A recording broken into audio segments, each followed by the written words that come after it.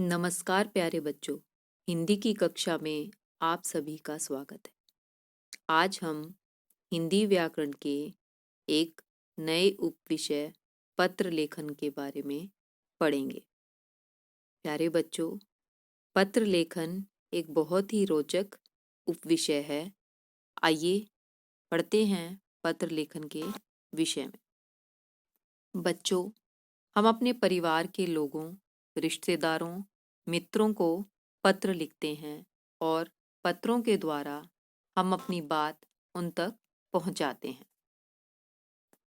आइए जानते हैं कि पत्र क्यों लिखा जाता है और इसका क्या अर्थ होता है। जब हम लिखित रूप में अपने मन के भावों एवं विचारों को प्रकट करते हैं तो उसके लिए जिस माध्यम का प्रयोग करते हैं वह पत्र कहलाता है। यानी दूसरे शब्दों में पत्र का शाब्दिक अर्थ है ऐसा कागज जिस पर कोई बात लिखी अथवा छपी हुई हो। पत्र के द्वारा कोई भी व्यक्ति अपनी बात को दूसरों तक लिखित रूप में पहुंचाता है। बच्चों, पत्रों के दो प्रकार होते हैं। पहला औपचारिक पत्र, जिसमें हम प्रार्थना पत्र आदि को शामिल करते हैं, और दूसरा है अनौपचारिक पत्र, जिसे हम अपने सगे संबंधी, रिश्तेदारों, मित्रों को लिखते हैं। आइए समझते हैं कि औपचारिक पत्र यानी प्रार्थना पत्र जो हमारे सिलेबस का एक हिस्सा है, उसे किस प्रकार लिखा जाता है और एक प्रार्थना पत्र को लिखते समय हमें किन किन बातों का ध्यान रखना है। सबसे पहले देखते हैं एक प्रार्थना पत्र का प्रारूप यानी ड्राफ्ट।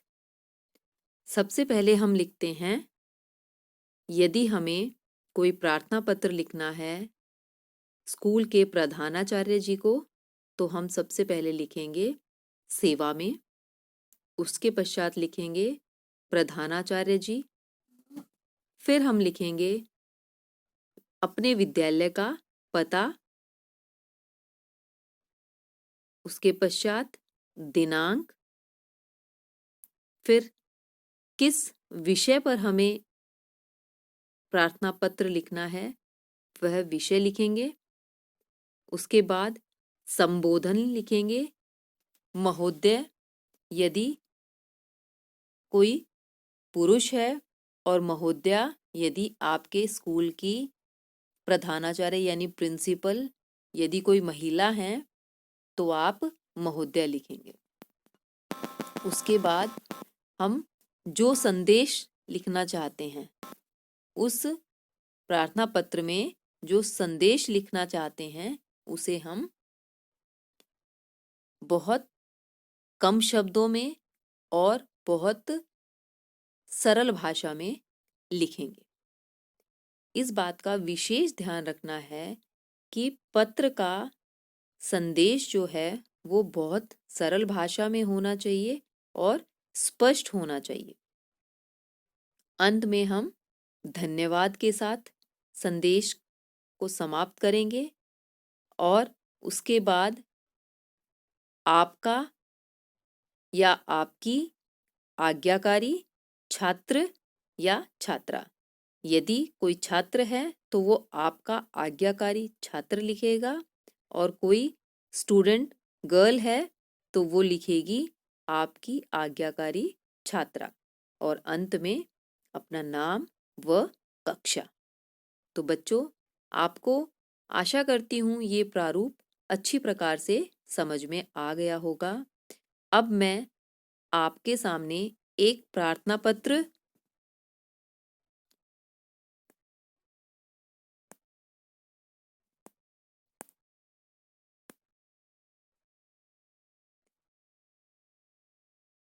समझाती हूँ। इस प्रार्थना पत्र का विषय है बीमारी की छुट्टी के लिए प्रधानाचार्य को प्रार्थना पत्र लिखो। तो सबसे पहले मैंने जैसा कि आपको बताया था प्रारूप में कि सेवा में प्रधानाचार्य जी। आप सबको पता है कि हमारे स्कूल की प्रिंसिपल जो हैं वो एक महिला हैं, तो हम यहाँ पर प्रधानाचार्य जी लिखेंगे। प्रधानाचार्य ना हो लिखकर प्रधानाचार्य जी। उसके पश्चात हमारे विद्यालय का नाम आर्मी पब्लिक स्कूल हिसार। उसके पश्चात तिथि, जो आज जिस दिन पत्र लिखा जाता है उस दिन की तिथि लिखी जाती है। आज हम पत्र लिख रहे हैं और आज 19 जनवरी 2021 है। उसके पश्चात विषय, हमारे प्रार्थना पत्र का विषय है अवकाश हेतु, यानी हमें छुट्टी के लिए प्रार्थना पत्र लिखना है। उसके बाद हम संबोधन लिखेंगे, महोदया। फिर हम पत्र का जो संदेश है वो लिखेंगे। सविनय निवेदन है कि मैं आपके स्कूल में दूसरी, जो भी आपका सेक्शन होगा आप वो लिखोगे। दूसरी अ, ब, स, जो भी आपका सेक्शन है आप वो यहाँ पर लिखेंगे। यदि कोई लड़का पत्र लिख रहा है तो वो लिखेगा का छात्र हूँ, और अगर कोई लड़की लिख रही है तो वो मैं आपके स्कूल में दूसरी ब की छात्रा हूँ। मैं कल रात से बीमार हूँ। आपको कारण बताना है कि आपको छुट्टी क्यों चाहिए है। इसलिए मैं स्कूल नहीं आ सकता या स्कूल नहीं आ सकती। कृपया मुझे 2 दिन का अवकाश प्रदान करें।